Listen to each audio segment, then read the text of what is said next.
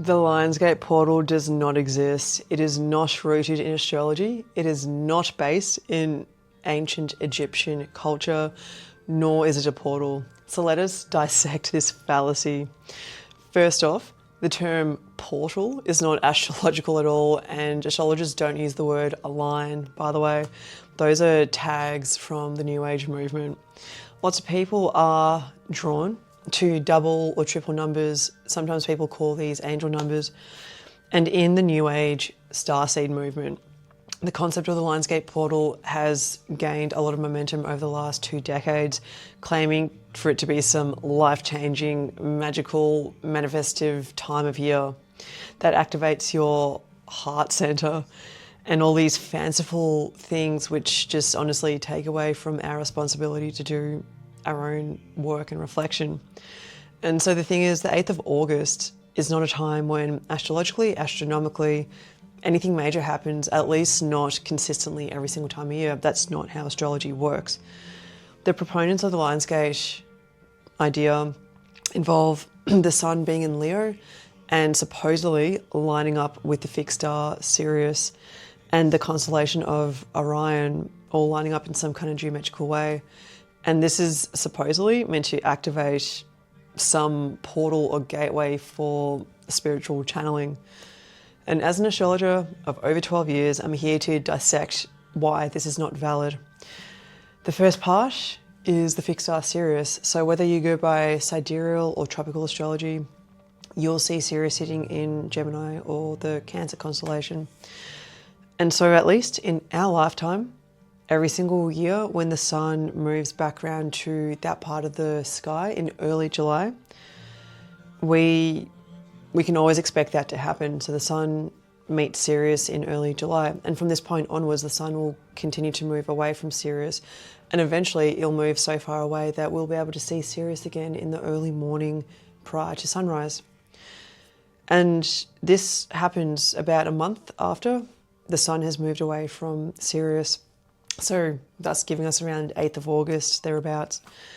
But the sun has well and truly moved away from Sirius. So what is the alignment here?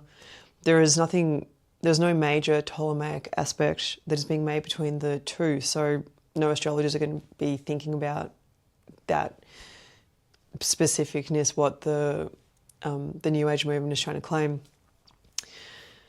Once Sirius is seen prior to sunrise, this is actually a term called heliacal rising.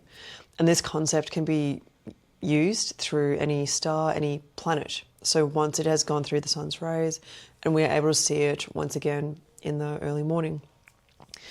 So the idea of the Lionsgate Portal being ancient from Egypt is borrowed from the Egyptian calendar, noting that once Sirius has risen in the morning, this is timed up with their predictions of the Nile River flooding. So sure, okay, Sirius was revered in Egypt, ancient Egypt times, but there is no belief of galactic codes being channeled through. This was to do with the Egyptians, just like many other cultures, using the lunar cycles and their own calendars to assist with their agricultural cycles with timing for everything in that field. On the topic of the mechanics of astrological transits, these don't add up with our Gregorian calendar in a linear, straight fashion. And this is where the marketing of the Lionsgate Portal has been successful and so sexy, because the claim is that it happens on 8/8 or 8th of August. But this is way too clinical and specific. And it shows the invalidity of astrology being tied in, because astrology goes by the celestial degrees as we see across the ecliptic, not the calendar dates that humans have made to compartmentalize time as we know it.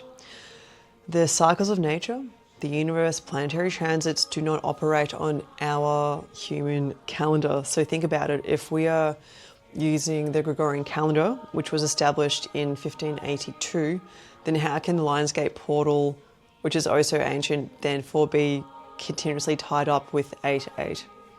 So there is an emphasis on 8/8 because through the numerological lens, 8 is this powerful regal flare. It symbolises manifestation. Sure, it does symbolize the power. It is the CEO number, if you think about it.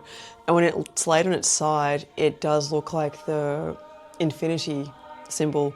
So that is quite entrancing, it is quite sexy, and it does mark it very well, promising all this glory.